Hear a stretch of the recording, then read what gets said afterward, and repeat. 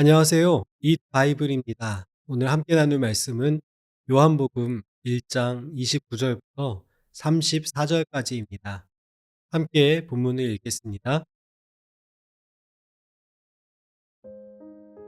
다음 날 요한은 예수께서 자기에게 오시는 것을 보고 말하였다.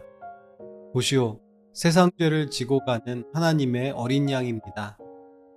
내가 전에 말하기를 내 뒤에 한 분이 오실 터인데 그분은 나보다 먼저 계시기에 나보다 앞서신 분입니다. 한 적이 있습니다. 그것은 이분을 두고 한 말입니다. 나도 이분을 알지 못하였습니다. 내가 와서 물로 세례를 주는 것은 이분을 이스라엘에게 알리려고 하는 것입니다. 요한이 또 증언하여 말하였다. 나는 성령이 비둘기같이 하늘에서 내려와서 이분 위에 머무는 것을 보았습니다. 나도 이분을 몰랐습니다. 그러나 나를 보내어 물로 세례를 주게 하신 분이 나에게 말씀하시기를 성령이 어떤 사람 위에 내려와서 머무는 것을 보거든 그가 바로 성령으로 세례를 주시는 분임을 알아라 하셨습니다. 그런데 나는 그것을 보았습니다. 그래서 나는 이분이 하나님의 아들이라고 증언하였습니다. 세례 요한은 회개의 세례를 선포하며 임박한 메시아 시대 하나님 나라를 준비했습니다. 영적으로 몹시 갈급했던 유대 백성들에게 곧 메시아의 시대가 열릴 것이라며 과거의 삶을 회개하고 새로운 믿음으로 나아오라고 외쳤습니다. 이 사역을 상징적으로 보여주는 것이 바로 요단강에서 행해진 그의 세례였습니다. 요한의 메시지를 들은 사람들은 내가 무엇을 해야 합니까? 라고 물으며 새로운 삶으로 나아가기 시작했습니다. 그리고 얼마 뒤 세례 요한은 자기에게 오시는 메시아를 만났습니다. 그렇다고 요한이 그 메시아가 누구인지 처음부터 알았던 것은 아닙니다. 그런데 그가 세례해 주는 현장에 예수님이 오셔서 세례 받으실 때 하나님은 이는 내 사랑하는 아들이다 라고 말씀하셨고 성령님은 비둘기같이 그에게 임하셨습니다. 우리를 구원하기 위해 이 땅에 오신 성자 하나님은 우리가 알아볼 수 없는 모습으로 오신 것이 아니었습니다.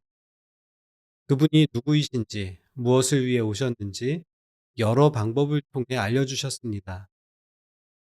요한은 그 사실을 보았고 본대로 사람들에게 증언합니다. 나는 예수님을 어떻게 만났습니까? 또 어떤 계기로 그분을 나의 주님으로 모셨습니까? 내가 믿고 경험한 사실을 누군가에게 증언하는 삶을 살고 있습니까? 예수님이 하나님의 아들 메시아라는 사실을 깨달은 요한은 지체 없이 그분을 사람들에게 소개합니다. 보시오, 세상 죄를 지고 가는 하나님의 어린 양입니다. 세상 죄를 지고 가는 하나님의 어린 양이라는 요한의 표현은 아마도 이사야 53장에서 우리가 받아야 할 고통을 대신 받은 하나님의 고통받는 종을 떠올리게 합니다. 우리는 예수님께서 메시아와 세상 죄를 진 어린 양 모두의 역할을 충실하게 수행하셨음을 알고 있습니다. 이것이 예수님에 대한 역사상 첫 번째의 증언입니다. 요한이 예수님에 대해 모든 것을 알고 있지 않았습니다. 그러나 그는 자신이 들은 하나님의 말씀에 주의를 기울였고 그것을 기초로 자신의 생활 가운데 이루어지는 일들을 해석했습니다. 이런 과정을 통해 예수님이 어떤 분인지 확신을 갖고 전할 수 있었습니다. 들음과 삶의 적용은 믿음과 증거의 중요한 기초가 됩니다. 나는 주님의 말씀을 어떻게 듣고 있습니까? 그 말씀을 일상 가운데 적극적으로 적용하고 있습니까? 함께 기도합시다.